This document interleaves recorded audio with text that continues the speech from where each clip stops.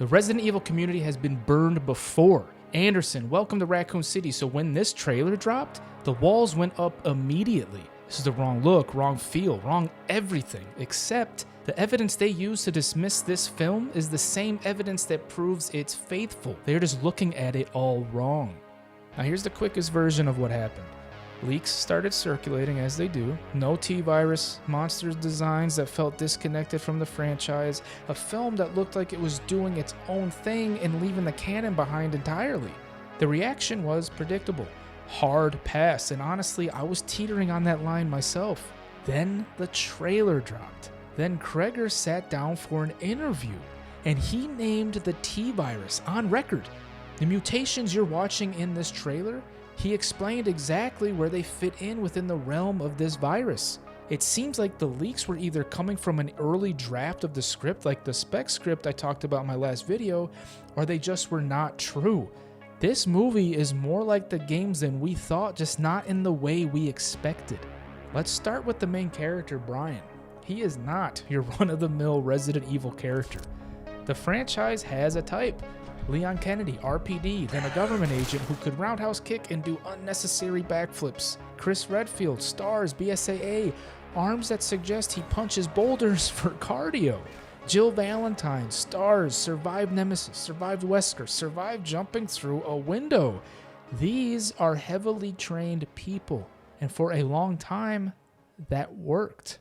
But then Capcom gave us Ethan Winters, a complete pivot and honestly one of my favorite characters in this franchise. No combat training, just a normal guy who drove to a condemned house in Louisiana to find his wife and ended up in a situation that would have destroyed any average person. Ethan lost his hand and reattached it and kept moving. That is a man with no other options, not a trained hero. And it hit differently, didn't it? Because the horror lands harder when the person running from it has absolutely no business surviving it. Cregger got that. And here's the cool part. He described Brian's relationship with combat in a way that made me rethink the character. His words, if I was thrust into a Resident Evil game, I would be terrified and I would be missing 95% of my shots. I would have to learn the guns as I go. That line is about all of us. That is every person who burns through their pistol ammo on a zombie they should have just walked around. And this type of character goes back further than Ethan. We've seen it before. I'm talking Outbreak. 8 ordinary civilians trapped in Raccoon City with no extraction plan and no guarantee of survival. Outbreak understood something the mainline games occasionally forgot. The horrors we see were unbiased. It didn't care who you were or how untrained you are. And the most honest version of that horror is a person with no armor against it. Brian is exactly that. He is not the next Leon, far from it. He is the next Ethan, and he shares a feeling that goes all the way back to Outbreak. If you loved Outbreak and RE7 for exactly that reason, you already understand what Cregger is building here. Now, if Brian is the emotional core, the mechanics are the proof. Because while Cregger understood the feeling and atmosphere of this franchise, he also built the systems into the film, like resource management, the thing that defines every Resident Evil game. There's a scene in the trailer that looks random. Like if we saw this in any other horror trailer, we would wonder what the hell it's doing there. Brian going through drawers? Checking cabinets? What is this? But these are on purpose, because that is the game. Cregger's exact words. He finds a shotgun. He's got no shells. He has to comb this house for vital bits of ammunition. And then he said, and listen closely now, you can't do a proper love letter to the games without that. Without that. That is a non-negotiable, and I 100% agree.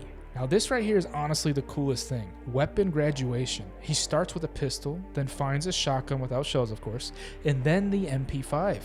That is the exact sequence from the games. But there's another layer that Cregger added that I did not expect. He said the emotional beat of getting the weapon matters just as much as the weapon itself. He said whenever you get the new weapon, you're like, oh, thank God. His character kind of has that reaction as he does it. Just like when we get the shotgun in Resident Evil 1. That exhale moment, knowing you are safe or more prepared for whatever comes next. What a cool thing to add to this film, and honestly something we don't really see in the other movies. So now everything starts coming together a little bit. We got resource management and weapon graduation. Cregger did build in a lot of cool references, not just Easter eggs, but real mechanics. He also built a film that plays like one of the games. But there's always a but. Here is the actual concern, and it's a fair one. Cregger confirmed 2 to 3 sequences in this film involve zombies. 2 of them are in the trailer. So if you're doing the math, you may have already seen the majority of the zombie content in a 2-minute trailer. That is a legitimate thing to notice and be frustrated by. But here's where the argument kind of goes off the rails for me. The assumption underneath that concern is that zombies are the ceiling. That what we see in this trailer is the full range of what the T-Virus is doing in this film. And I need you to think about how many times the fanbase has made that exact assumption and been wrong. Resident Evil 1, zombies, Crimson Heads, Hunters. Okay, we know what the virus does. RE2, Lickers, Mr. X. Okay, we know what the virus does now. RE3, Nemesis. The virus weaponized an absolute unit terrorizing Raccoon City. Okay, we definitely know what the virus does. Resident Evil 7, Louisiana, Family of Mold, a completely different horror that shares almost nothing with anything that came before it and is still technically connected to the same science. Every single time, the assumption was wrong and the virus had somewhere else to go, and Cregger said it himself. To just limit it to zombies feels like a squandered opportunity. Now, he's not defending the lack of zombies. What he's saying here is that the zombies, they are the foundation. The thing you build the horror on top of, not just stop at.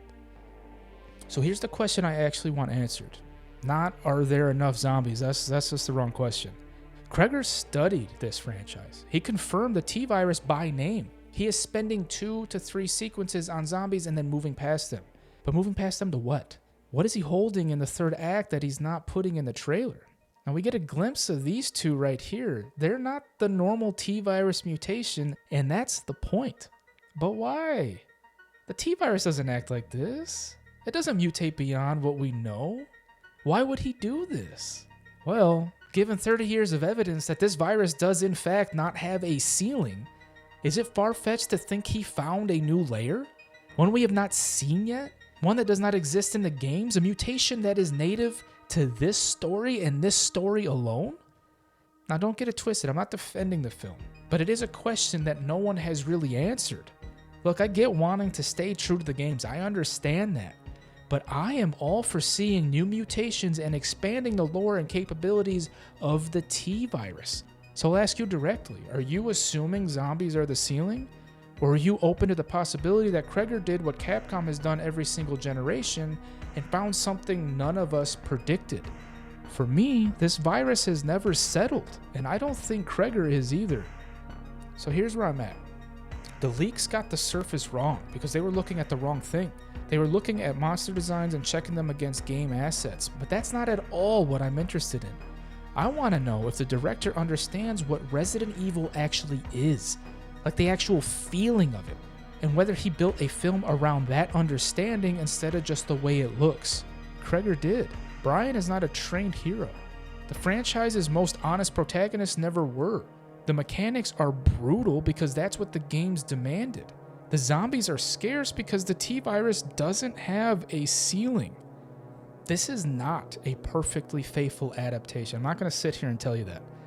There will be things that absolutely miss. There will be decisions the fanbase pushes back hard on. That is no doubt a guarantee. But faithful and understood are 2 different standards, and people are going to leave this film on opposite sides of that line depending entirely on which one they were measuring against going in. In other words, you are going to get out of this exactly what you bring to it. And honestly, at this point, that is a Resident Evil tradition. Now, I personally will be there opening day, and I'm willing to bet I will walk out having genuinely enjoyed it. Now, if you want more coverage like this, then join the Dead Zone and hit that sub button. We are the Respawn Bros. Thank you for stopping by, and as always, keep dying, keep trying.